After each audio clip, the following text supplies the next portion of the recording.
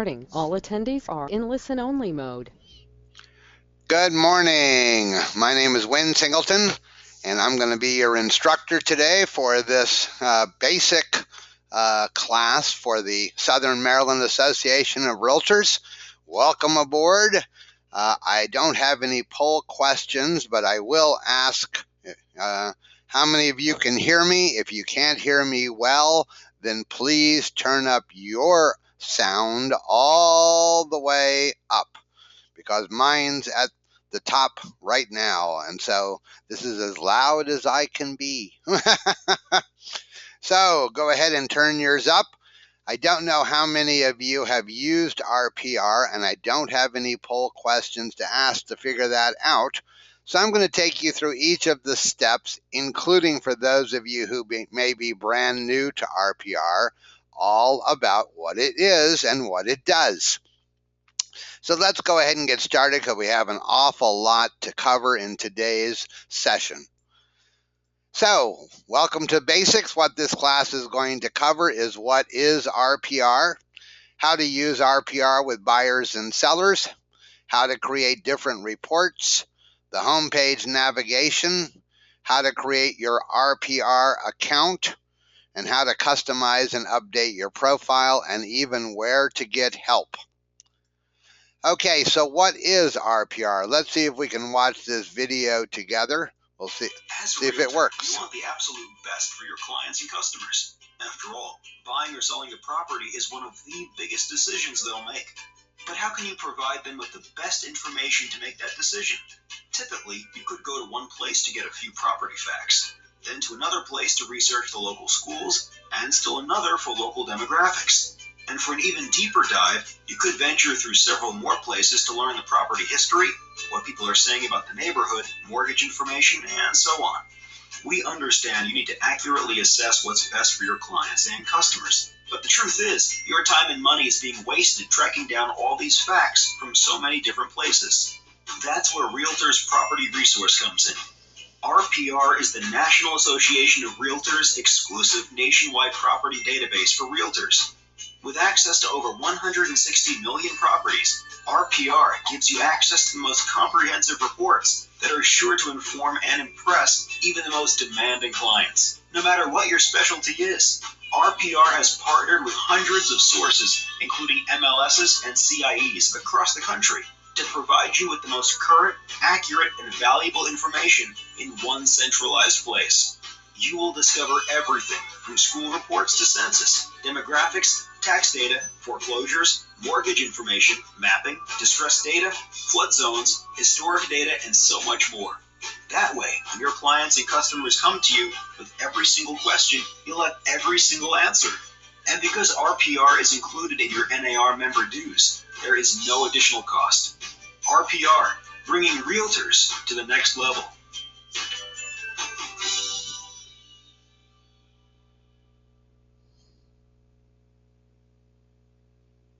So I hope you all had a chance to watch that. I don't know, it was going pretty fast, but nonetheless, there it is. So let's go on to our next slide. So hold on one second, and we will then do that. Yeah, go to the next one. Okay, so what is RPR once again? It's owned by the National Association of Realtors. It's a national database with now over 170 million U.S. properties. Virtually every property in the United States is in this system. It's for the exclusive use of us NAR Realtor members only, and it's delivered through a constantly evolving leading-edge web application. We'll talk a little bit more about that as we go on. So it's wonderful for your desktop, your laptop, or even your iPad or tablet. And the best part that I think are the last two, at no additional charge to you. It's part of your NAR dues. So it doesn't cost you anything extra to use this tool. It's already provided for you. I've been licensed now for 40 years, and I don't know a realtor I've ever met who doesn't like the word free. And the best part, I think, is also no consumer or public access. This is our tool, not theirs. So what is it not? It is not a national MLS. It is not a consumer-facing business model. It is not a listing syndicator or redistributor. And it's not available to anyone who is other than members of the National Association of Realtors. So how can you use this in your real estate business? It's a research tool. You can accurately price a property.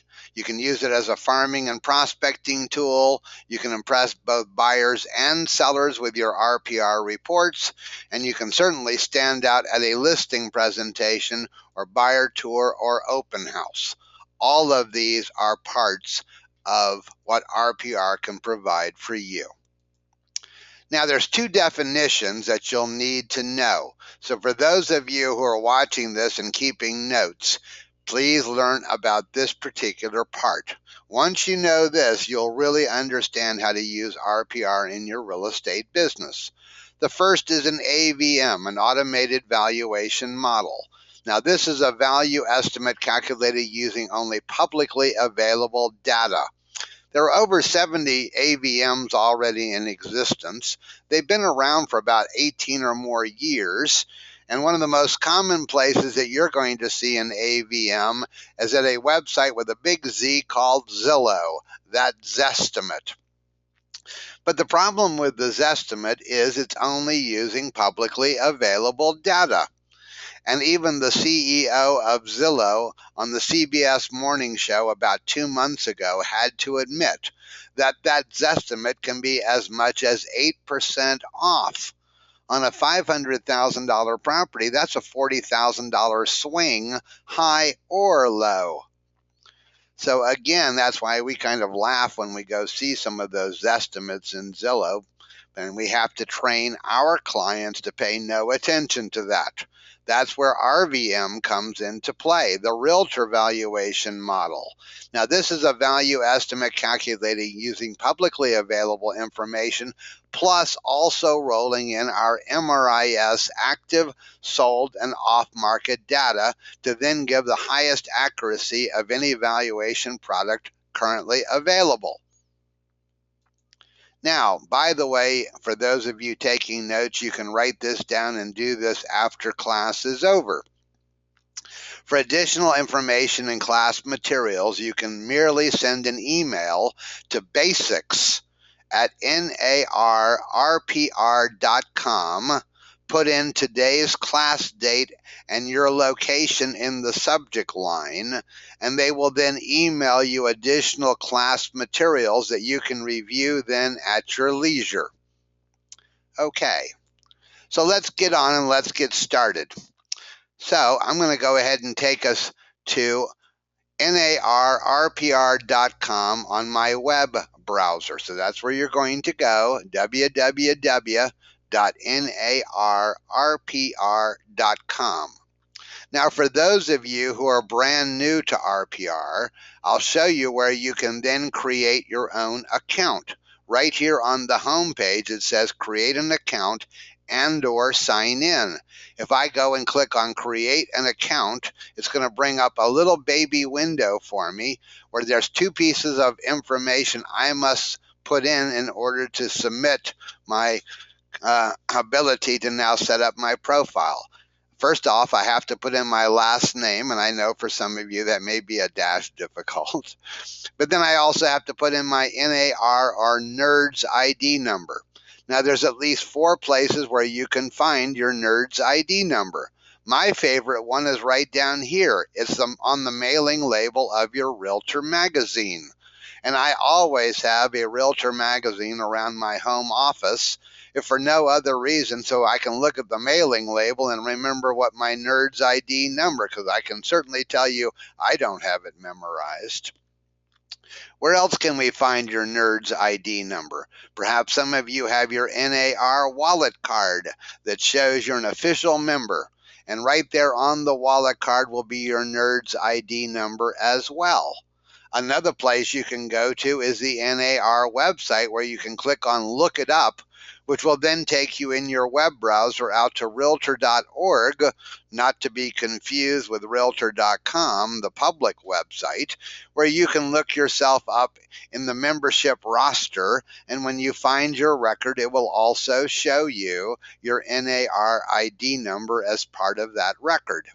And of course, you can always call an 800 number that you see on the screen right here that you'll see when you're trying to do this, and they'll look it up for you in case you can't seem to find it any other way.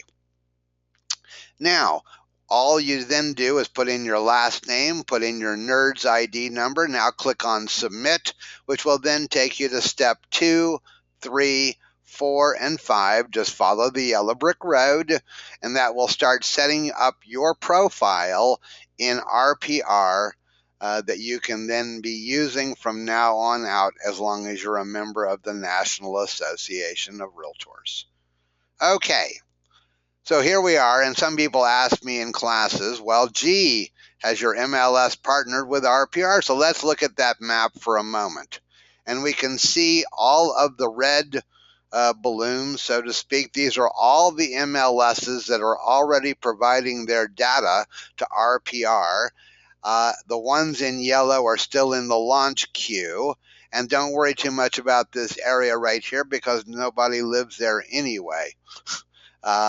My daughter's a captain in the Air Force, currently at Joint Base Andrews, but for 3 years prior to that, she was at Hill Air Force Base, about 25 miles north of Salt Lake City, Utah.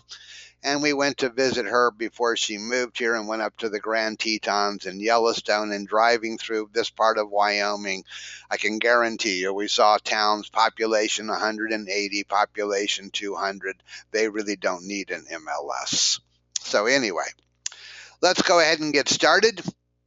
I'm going to go ahead and log in by putting in my password and signing in.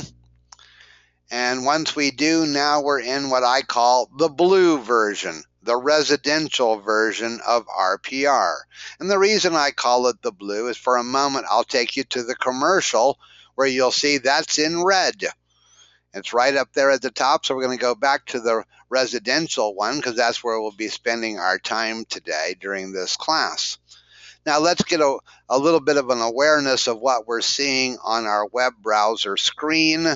We're seeing, first off, that there's 129 million properties, 1.8 million active listings, 191,000 distressed properties currently in the system. And as we look into the navy blue area here, we can search for all properties, those that are just for sale. We can search for neighborhoods, not to be confused with subdivisions. I'll try to touch on that later. Market activity, and even your own listings, because once you've created an account in RPR in your profile, you'll tell them which MLS you belong to, and then you'll be able to put in your agent ID number, and it will marry up your listings that belong to you. We'll also see over here under Saved that it's a pull-down menu. I can go again right to my current listings, or I can go to properties that I've saved in the system. We'll talk about doing that. Searches that I've performed, neighborhoods that I have, and even custom areas that I've created. So all of this are part of the basics of RPR. And as I start scrolling down the page, I can even see recent properties that I've searched for, recent searches I've performed, recent reports that I've generated, and now we'll also get down to a section that talks about RPR Mobile. Now again, after this class is over, I will highly recommend that you download RPR Mobile to your smartphone. It works beautifully on the iPhone or Android. And all you have to do to download this app to your phone is for the iPhone, you just go to the App Store. For the Android, you just go to Google Play. And there you can download it, and this will now be on your smartphone that will go with you everywhere you go. It's a wonderful, wonderful tool, and I hope that we'll be giving you a class on RPR Mobile in the not terribly distant future so you can learn how to use this while you're out on the road. Of course, we also have down here some testimonials that you can watch at your leisure, all on the home page of RPR. Now I'm going to go to a property that I picked out for today. So I'm going to go here to this one that I've selected in your area. I'm right across the river from you, right here in Northern Virginia, so I'm pretty familiar with all of the Washington, D.C. area, having lived here since 1959 as a little fourth grader. Okay, so what are we seeing here? First off, now that we've found a specific property, we have summary, history, charts, refined value, comp analysis, and even neighborhood. We also see where we can create reports. So we're on the summary screen. So let's take a look at what's going on there. The first thing we notice is this has a red for sale label. Now that's as opposed to a blue for sale label. Anything that has a red label is a distressed property. Excuse me, and we can see that this is in pre-foreclosure, possible short sale, and was first made active on the 5th of May. Its current price is $234,900, but the current RVM is $234,490. Excuse me one moment, just have a little tickle in my throat. And if we put our mouse over the little eye, anything in blue you can put your mouse over or click on, we'll see where it says in some markets, RPR displays realtor valuation model property estimates in addition to or instead of automated valuation model estimates. RVMs are similar to AVMs, but also factor in MLS listing, sales, and off-market data to yield a more accurate home valuation. RVMs are displayed for a property only if criteria for an accurate result are fulfilled, such as having a minimum of 2 comps from active or inactive listings to help calculate that estimate. Once in a while, when you're searching for a specific property in RPR and come to the summary page, you may see that there's no RVM or even an AVM. Don't think that the system is broken. The problem there is chances are there's not a minimum of at least 2 comps from active or past sales to help to calculate it. Now, we also notice here the 5 stars.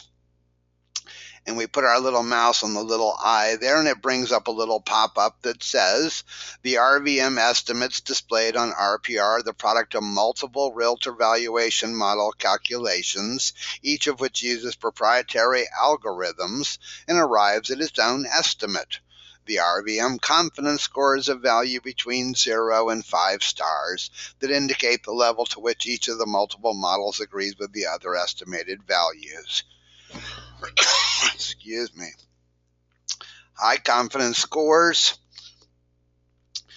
indicate the different models yield similar estimates for this particular property. And you can even go and click on what is an AVM or RVM that's in blue to learn more again about how to use it. You also can notice down below that there's a link for using RVM in a pricing discussion with either a buyer or seller client.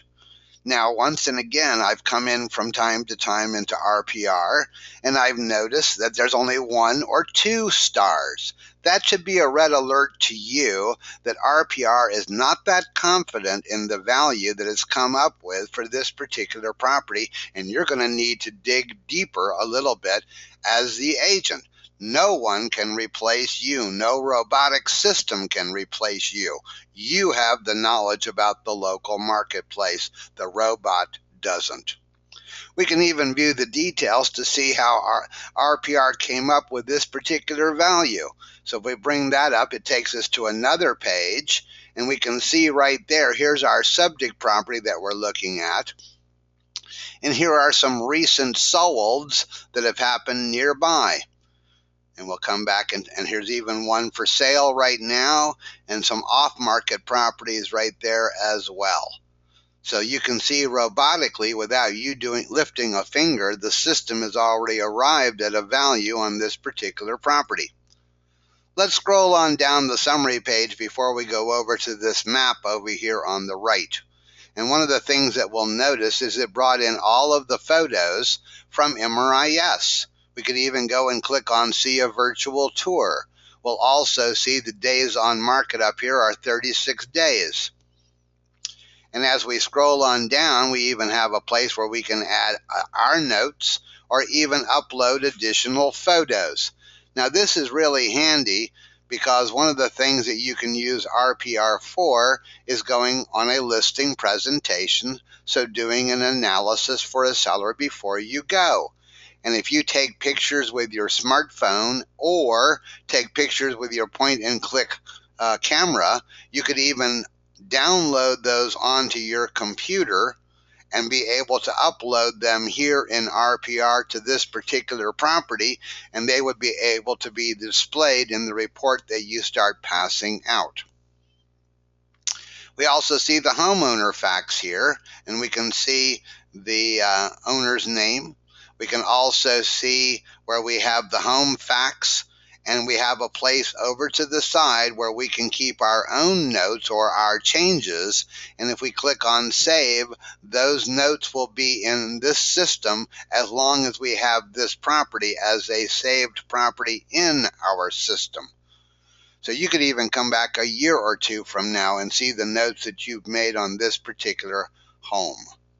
Let's scroll on down. We also see the median estimated home value for this house in gold, for the zip code in navy blue, for Charles County in lighter blue, and Maryland in even a lighter blue than that.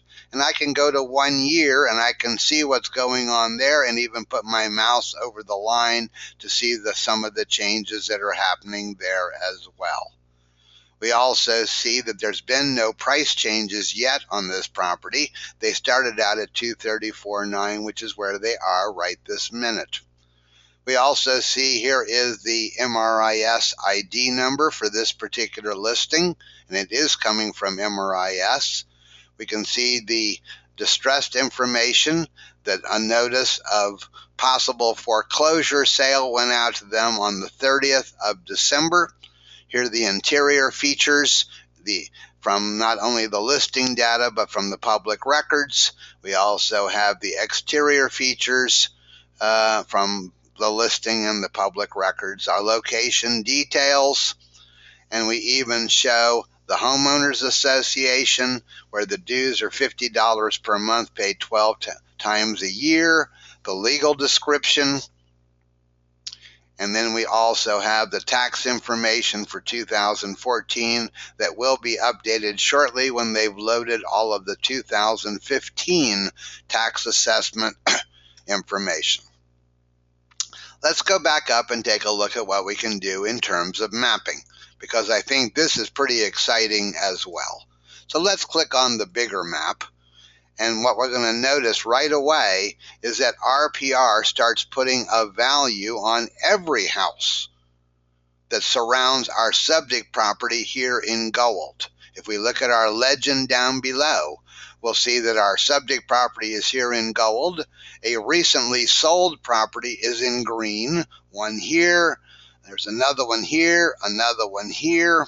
We also have a pending in dark navy blue here, another pending in dark navy blue there. We have a house for sale here as a normal sale in blue, not a distressed property. And as we zoom on out, we'll be able to see other things as well. Or we can even go to aerial, which I enjoy. So now we can see what it looks like from the sky as we're flying over this particular neighborhood. Let's zoom out a little bit and we start seeing more of the neighborhood, and notice how instantly the values are put on those properties as well. So one of the things that we also have here in mapping is something called heat maps. If I go down to heat maps, I can go to the 12-month change in estimated value. And what this is going to do is superimpose this color code on top of my geography. Notice again where the subject property here is in gold.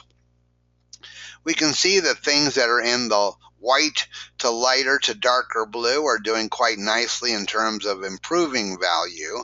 However, those things in red are still lagging behind to some degree. And another one that I really like in heat maps is flood zones. So what this is going to do on a really good day is superimpose the FEMA flood zone maps on top of the geography. And again, noticing the color code down below, anything that's in green is low risk, but anything that's in pink to red is in high risk, and we can see where those are. Now, if you don't get anything more out of this class today, I would strongly suggest that when you get a new listing that you come into RPR, go to mapping, go to heat maps, and turn on flood zones just to be absolutely certain that your property is not going to be subject to any flood insurance whatsoever. And obviously, as we zoom in, which we can, we can see how this particular property and its location is certainly high and dry according to the FEMA flood zone maps. Let's see what else we can do in terms of geography as well. So I'm going to go and turn off all of the heat maps to none. And I'm even going to go to road map instead of aerial. And I'm going to go to distance. And I'm going to go ahead and click on my house in question and see how we fly out right away. How far we can get in 3 miles, 5 miles, or 10 miles from this particular property. We could even go out as far as 25 miles if we set it to those parameters. I can also reset the map and go to drive time. So if I click on the house there, in a moment it's going to calculate the possible drive time, showing me how far I can get in 10 minutes, 15 minutes, or 25 minutes. Now, when you're working with your buyer or seller clients, I do caution them.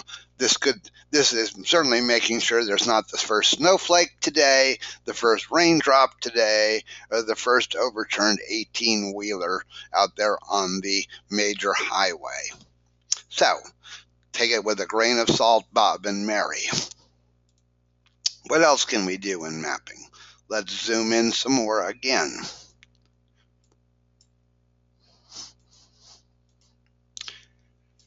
And we'll get back to our subdivision in question here. Okay, so one of the things that I could also do is use my polygon tool. So I could come across here to here, to here, to down to here, to here, to here, and come on down to the road, come on back up. Close off my polygon, and now I could save this as my farm area. And once again, I could also search for listings within that farm area. Too much talking today, I guess. Anyway, so I could call this my farm and then save it if I chose to. The nice thing about that is I can come back as often as I would like to review my farm anytime that I want to, and even search for properties within the farm.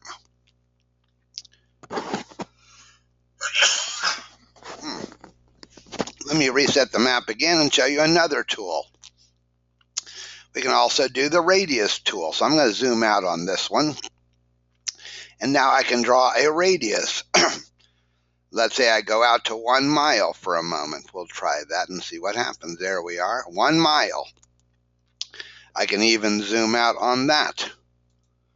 And we'll try there and do that. And so I could then go and save this area, everything within 1 mile of a specific location. How could I do that if I was working with a buyer? if I know where the buyer is going to have to commute to and I can locate it on the map, I could start drawing circles and even search for properties within 2 miles, 3 miles, 5 miles of where they have to commute to. Wouldn't it be wonderful to be able to show Bob and Mary properties that would give them such an easy commute? So that's one way to use the radius tool as well. I'm going to reset the map again, and I'm going to also show you some other things that we have in terms of this. So let me go here. Let me go to the smaller map for a moment, go back to the bigger and see if we can zoom out some. Well, for some reason, all of a sudden it's decided to give me some hard times about that. So let's go to the smaller map and we'll cover some other details that we want to do. Okay, so let's go to history. And now when we go to history, we're going to be able to see some significant events in the life of this particular property. We also can see how the RVM, this dotted line, has been changing over time. We also can see when it was reassessed by the little green balls. And as we scroll on down under history, we start to get a handle on why this is a possible short sale. We can see that they purchased this house for $233,990 in 2009. Understand or remember, their asking price right now is $234,900. They've had no equity increase in the time since they purchased it as a brand new home in 2009, just at the peak of the market. And then we also have their tax assessment. So we can see how that's been changing over time. We can also go here and see the mortgage records. They have an FHA loan with a loan amount of $229,654 back in 2009. And as you and I know as practitioners, it probably hasn't been paid down that much. So there's very little equity in this property at the moment. And of course, we see the distressed information when the lender started letting them know that if they don't start staying current, they're going to lose their property. The old real estate rule. You pay, you stay. If you don't, you go. It's very, very simple. Okay, what else can we do here in RPR, especially when we're working with our millennial buyers? We have charts. And if we go here, boy, do we have charts and graphs for Bob and Mary that they will really enjoy. So we have here the median estimated home value versus median listing price over or we can do it for the last year. We also see the median sales price versus sales volume in this area over the last year, not only as a line chart, but also as a bar chart. We can see the median listing price versus listing volume again over the last year.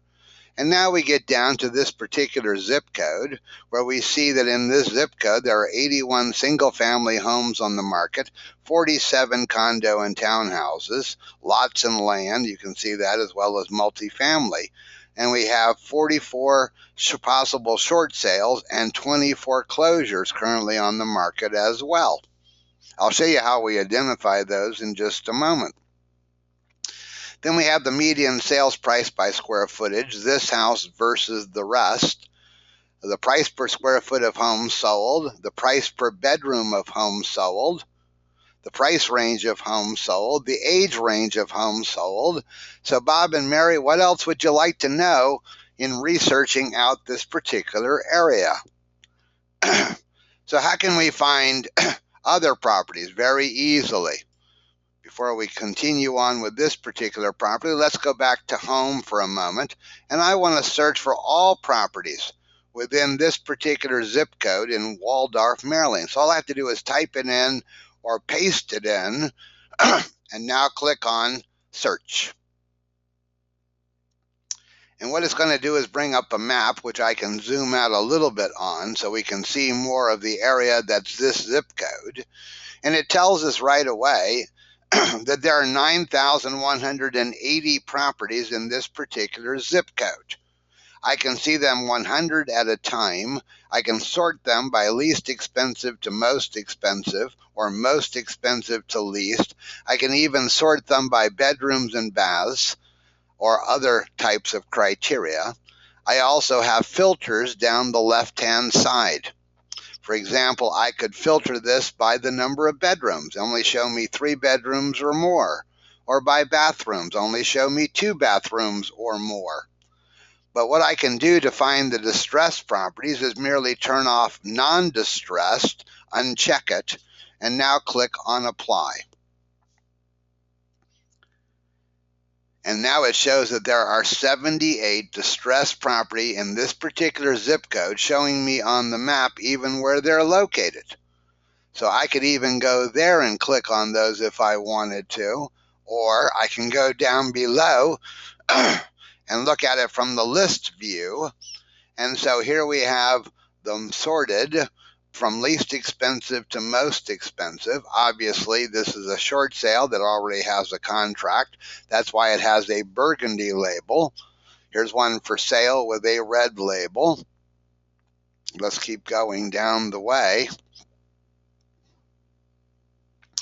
And we start seeing all the different ones. Now this one says it's off the market. Let me caution you there. If you're specializing in short sales and working with short sale sellers, before you start contacting Robert Corbin and Dana Proctor to say, oh boy, can I help you out in helping you get your home sold, the thing you would want to do is this.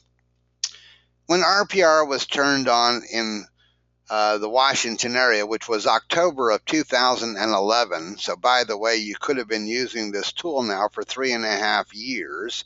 Every brokerage house was given the opportunity to opt in or opt out of RPR, since it is not a mandatory system. There's only one brokerage firm that I know of in our entire area and almost throughout the entire country that chose to opt out. And that's the firm that I'm with, Long & Foster. Now, they can't hide the property itself. Every property in the United States is in this system. All they can do is hide whether it's on the market with Long & Foster, a pending listing of Long & Foster's, or a recently sold and settled listing of Long & Foster.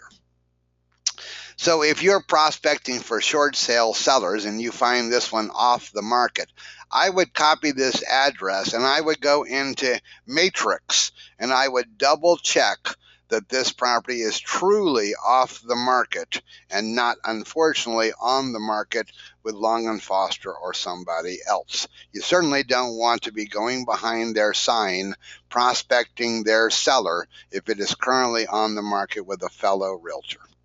So that's how that's done.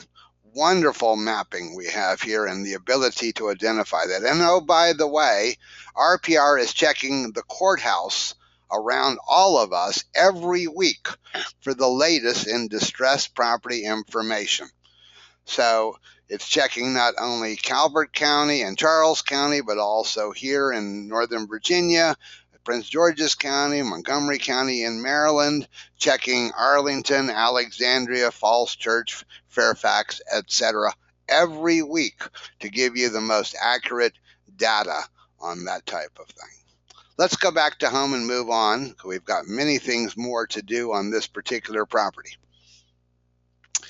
Now we went to history, we went to charts. Now we're going to go to refine the value. This is where you come into play. I believe in a two-step listing appointment approach. I've been licensed for 40 years, and I've been teaching agents how to do it for 39.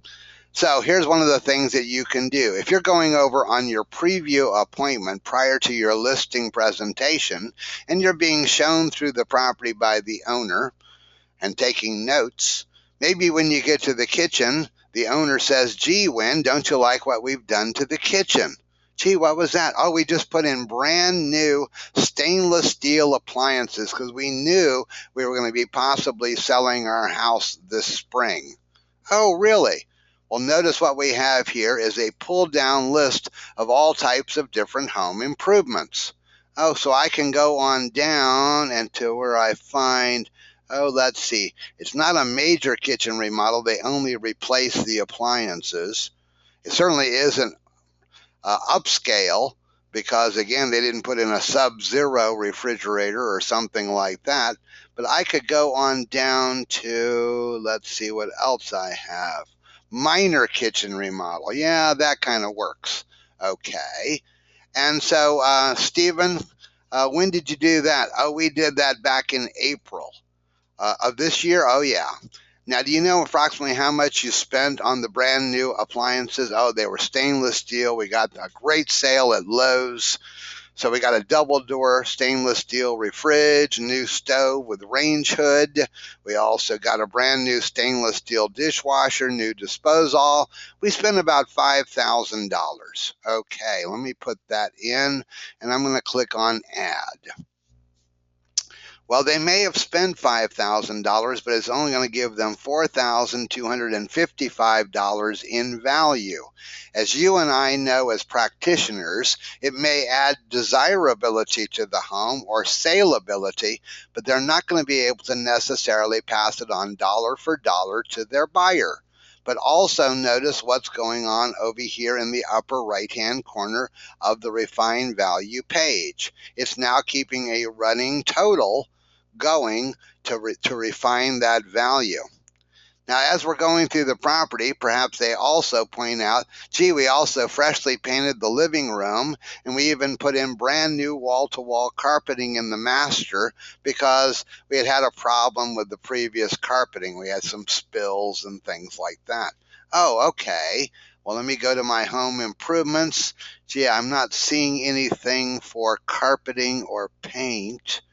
So I think I'm going to have to go down here to what they have as other. And now I have the ability to type what they did in. So fresh living room paint and new master, let me spell properly, master carpet. And when was that done? Oh, we also did that in April as well, but we did the painting ourselves. But we did have the carpet people come in to put in the brand new upgraded master carpeting. We spent about, in terms of materials and everything else, about $3,000. Okay, let me go ahead and add that. Now, where are these values coming from, by the way? They're coming from a place called Hanley Wood, hanleywood.com. Hanley Wood publishes Remodeler Magazine, and they have been keeping track of home improvement values even down to pretty much the zip code level for several decades.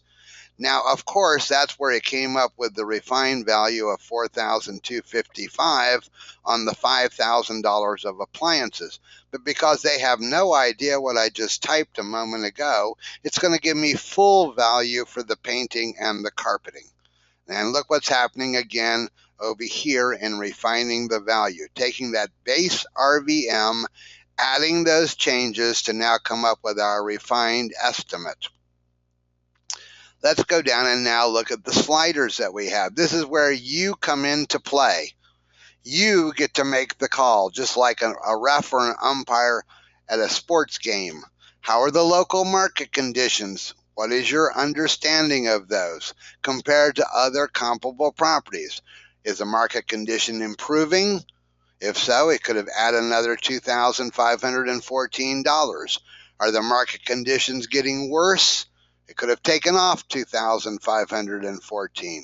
Are they staying about the same? How's the home exterior compared to other comparable properties that you're either using in your CMA or that you were showing to Bob and Mary yesterday afternoon, and now they're thinking about making an offer on this particular property? How is the home's interior? Does it show well? Is it still a little rough? I think it is. So look, we have a minus 2,095, and again, it's keeping this running total going on up here at the top right-hand corner. How's the lot size?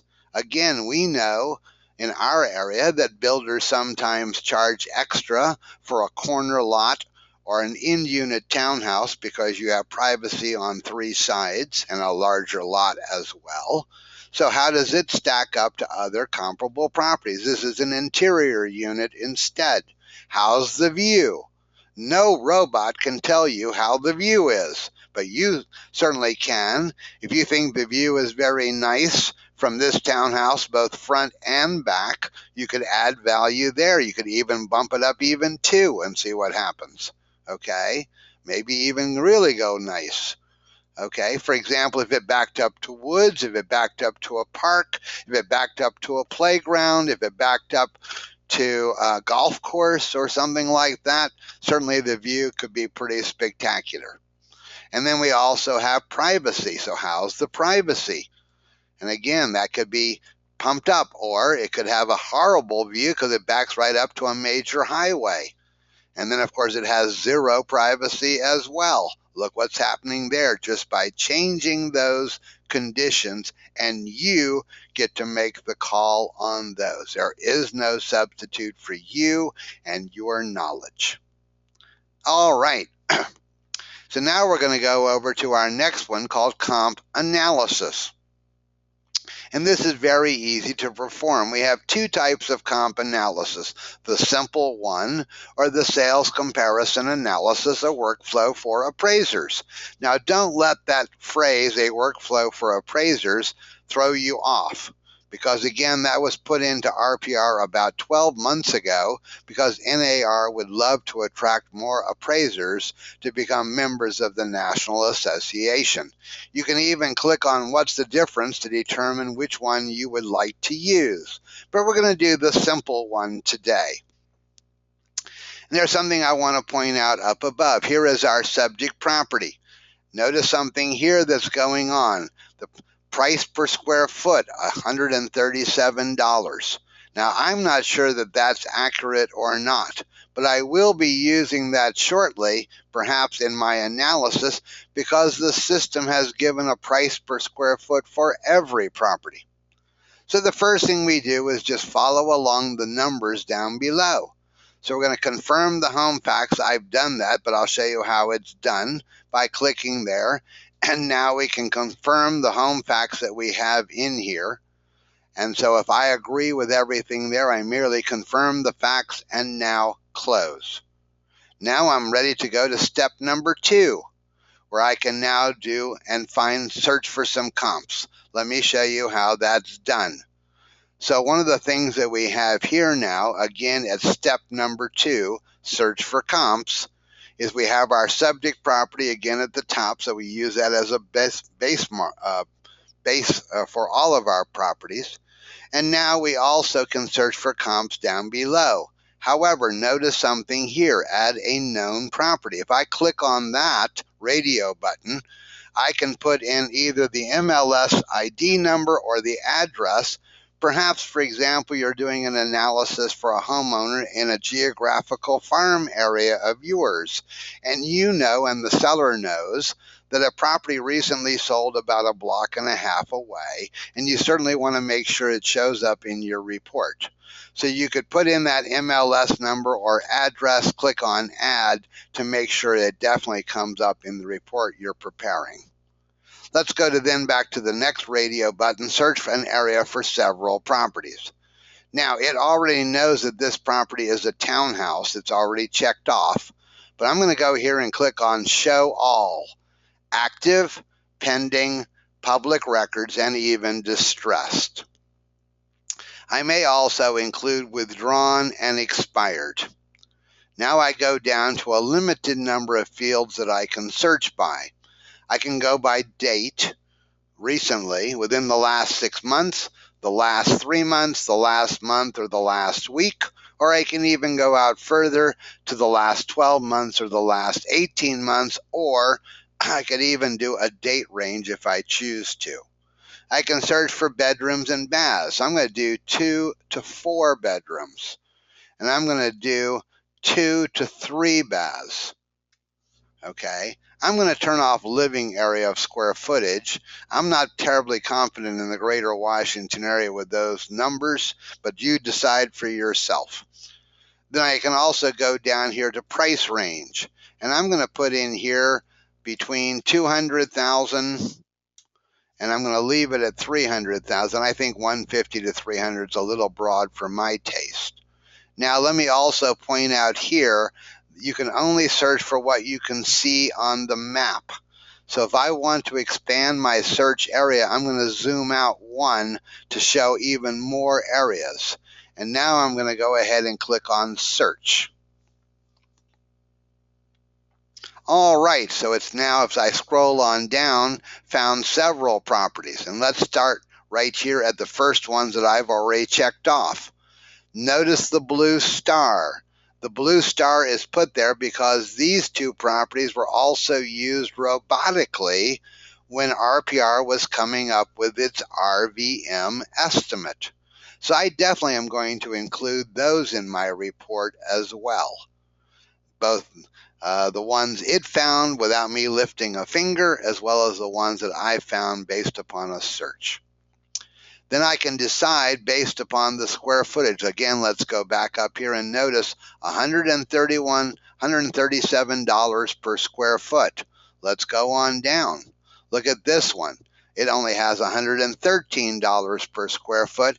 I could go look at some of the details if I wanted to, but again, not as much details as I could find in Matrix.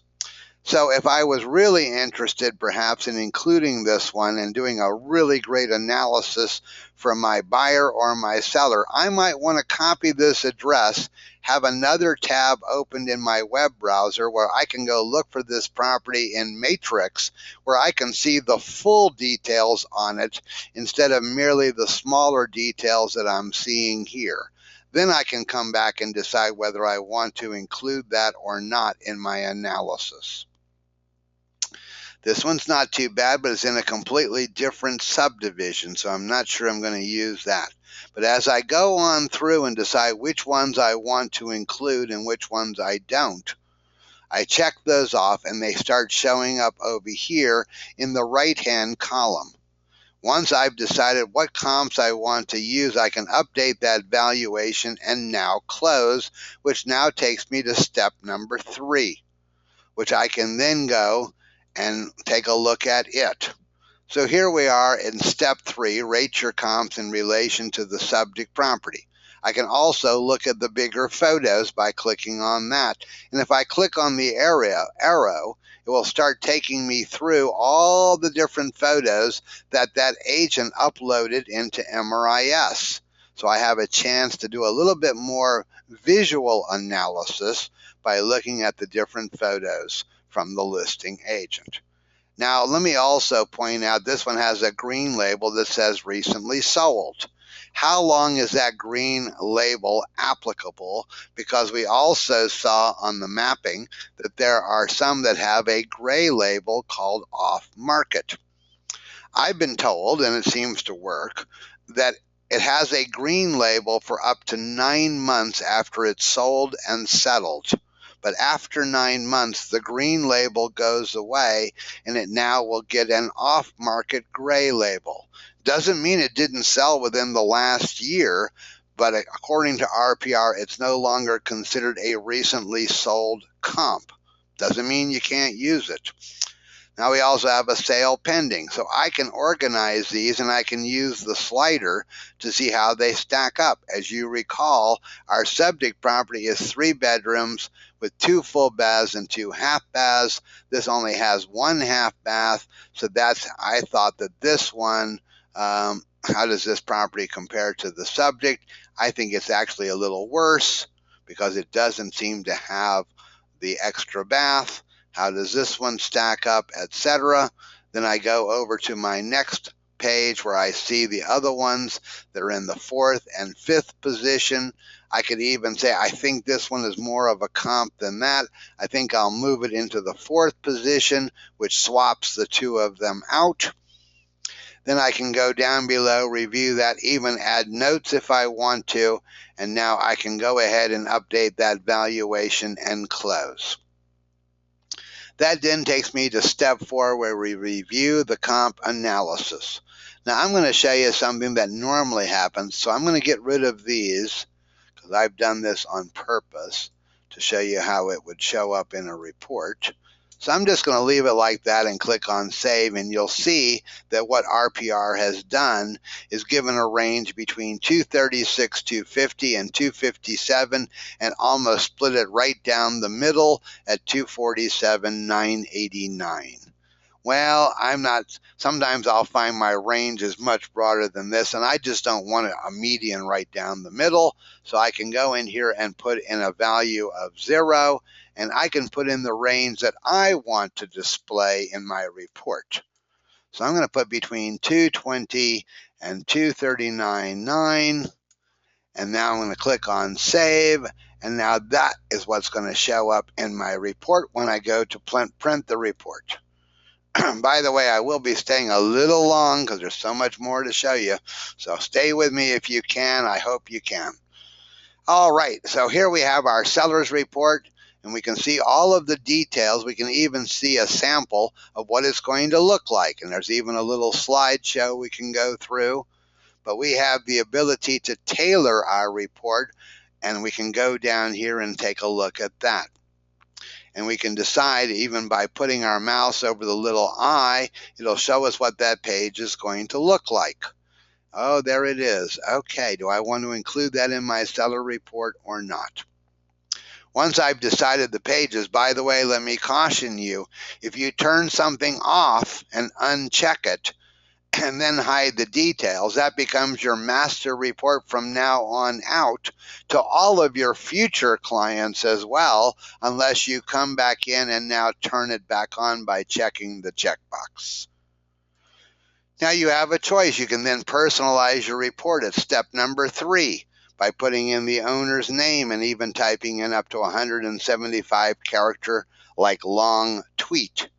Then you have your choice at step number 4, how you're going to deliver it. You can display it now as a PDF document, or you can email it to them with a carbon copy to yourself, because in your profile it will show your email address.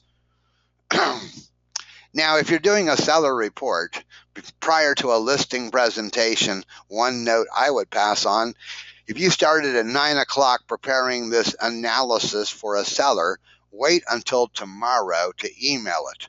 I know once you get good at RPR, you can probably do a pretty darn good analysis in about an hour to an hour and a half. But if you email it out at 10:30 to your potential seller, they're going to be coming back, well, you must not have done very much work if you could do this in an hour's time. So make them think you are working all day analyzing and determining the value of their property.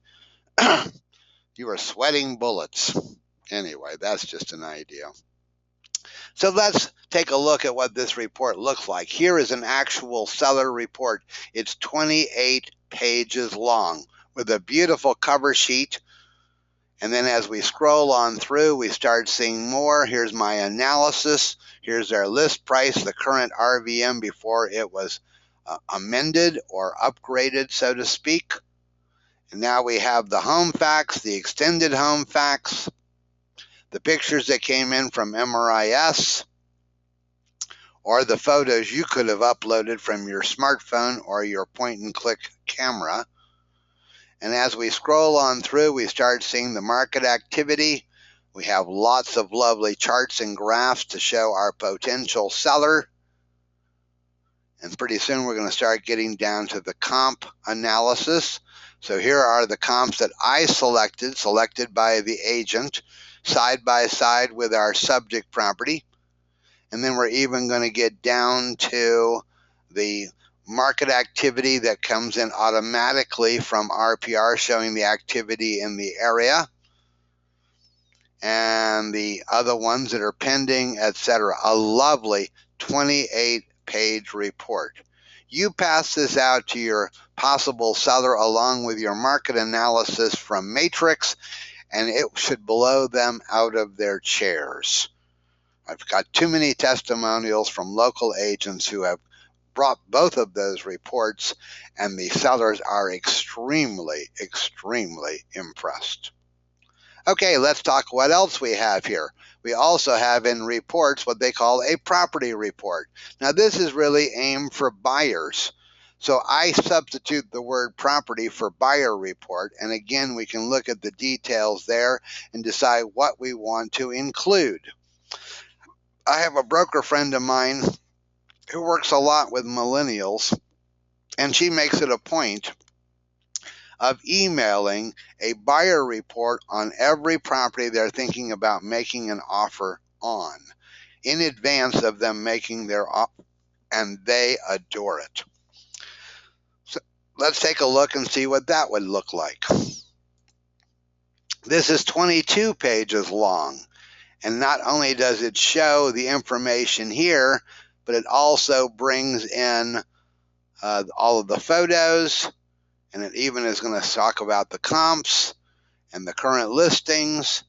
And had the agent on this particular property in your area put in the school tier, it would even include a school report for the elementary, middle school, and high school.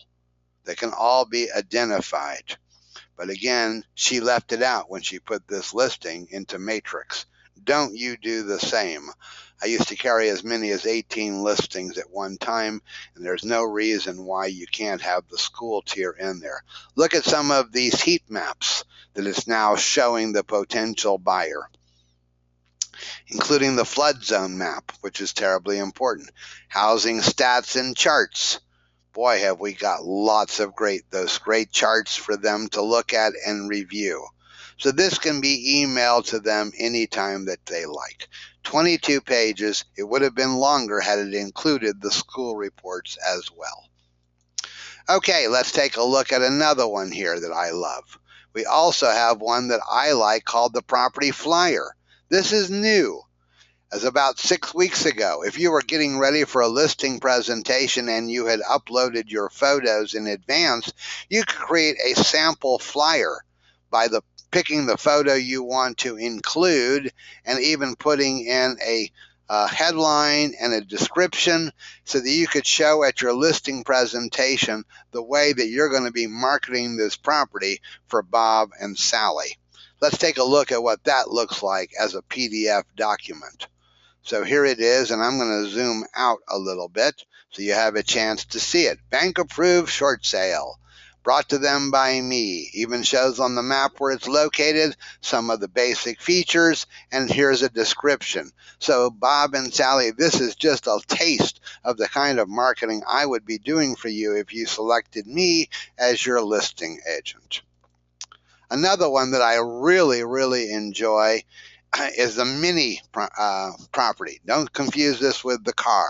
Now this is a report that's great for open houses on display or to pass out at open houses if you're doing one of those, because it's not quite as long and extensive as the seller or buyer report.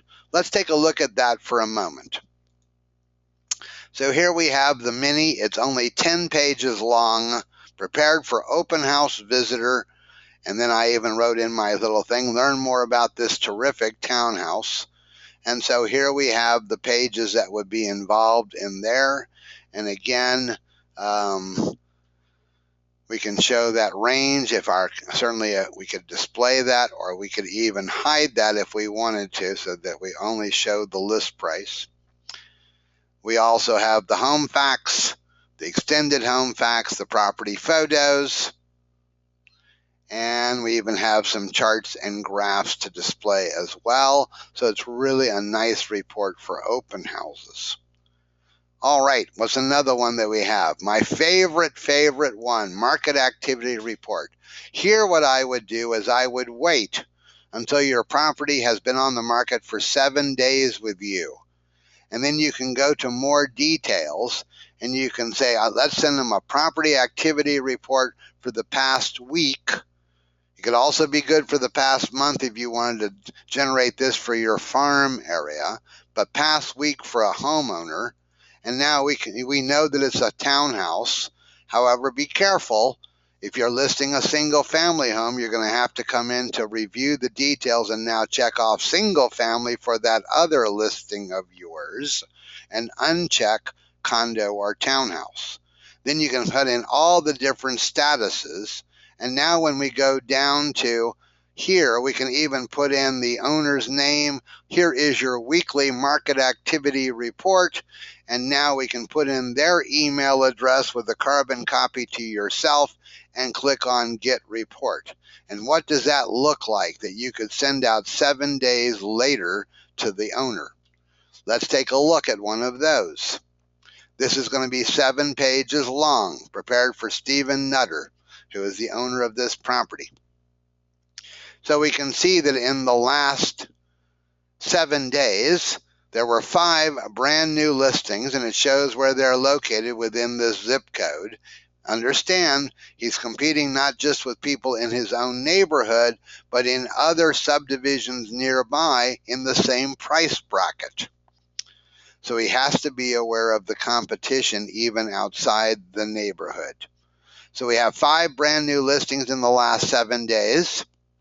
3 price changes as sellers are jockeying for position to try to attract a buyer to their place instead of his. We also have 3 that got contracts in the last 7 days.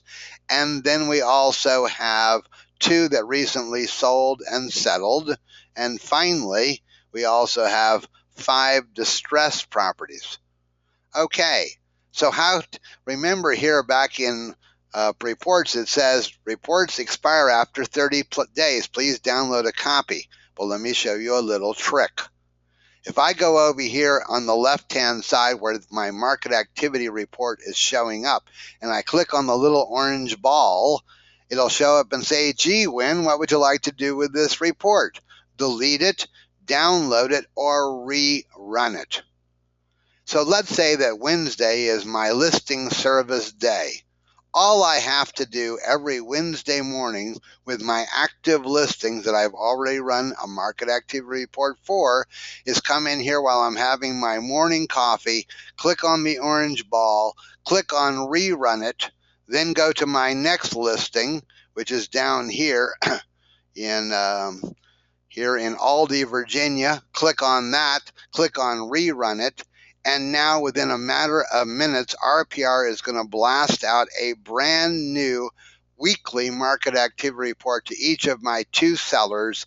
They hear from me every Wednesday morning while I'm sipping my morning coffee, and they think I'm the greatest thing since sliced bread. Okay, let me move on because I know some of you do have to be going very quickly now. Let's get over to profile and let's talk about that. We go over to the little sprocket over here. This is where you create your profile. And this is where you can upload your photo from your hard disk as well as a logo if you want to from your company logo or your personal logo. Finish filling out your information. This is where you also can put in your website address if you have your own personal website, your email address. You can also then go and add an MLS that you belong to. Now, again, when you first do this, select Maryland, where there's only 2 MLSs, either MRIS or the one at Ocean City. Select MRIS, put in your agent ID number, and it will instantly go out and verify that you're a member of MRIS. You don't worry about putting in your license number. That's required in some states like California, but it's not required in Maryland, DC, or Virginia. You can have up to 10 home areas. You can also have an assistant that can view your research as well. And then one of the other things I want to point out before we finish up here is notice that every page, down in the navy blue section, there's a phone number, toll-free number you can call 24 hours a day, 7 days a week, that 877 number. And who are you calling? You're calling Omaha, Nebraska, where they'll be more than happy to talk to you in real English or real Spanish, whichever you would prefer. Or you can even use the live chat to talk to them that way. And then another thing I want to point out to you before we are over today is where you can also get additional help by going to the blog. And so this says we're about to leave RPR and now open up a new browser tab. And now we're at blog.narrpr.com, where we'll notice across the top we have training. Now, some of you may have signed up for this webinar by going to webinars, but you can sign up for as many more webinars as you like. And as you've already found, the beautiful thing about webinars, you can be sitting at home on your favorite chair instead of some computer chair that may not be that comfortable, with your favorite beverage beside you, watching a webinar on your laptop or a tablet or like your iPad, and having the comfort of being at home. Or you can go to video learning. For example, here under video learning, if I check off agents, the first one I see is RPR Mobile. So again, there are several videos I can watch. The first one, how to use RPR Mobile for 6 minutes and 38 seconds, is like watching YouTube videos where I can also pause it. If I get interrupted, I can watch it as many times as I want, again and again. For those of you who are brand new to RPR, we have a whole series here under video learning where you can go down to the fundamentals of RPR, and you'll be able to watch videos here that'll go right on through from creating your new account, how to do map searching overviews, heat map overviews for 2 minutes and 17 seconds, where you can just watch that and then continue on and come back as often as you'd like. If you get interrupted, just put it aside and come back a different day or later today, etc. So we never leave you in the lurch. And just to prove to you once again that everything in the United States is in this system, I love to show this one that I take people to from time to time. And so we're going to go there to Clearwater Court in Layton, Utah. This is a property my daughter owns, who's a captain in the Air Force, currently at Joint Base Andrews.